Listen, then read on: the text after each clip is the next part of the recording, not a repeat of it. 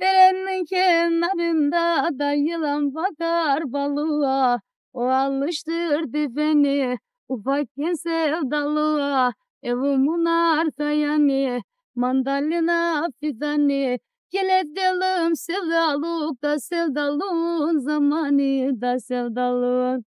Yaylacım yaylacı da çayır kurutuyorum.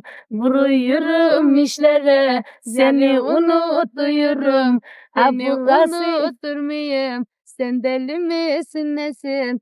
7 saat yere girsen de en sonunda benimsin. En sonunda ben.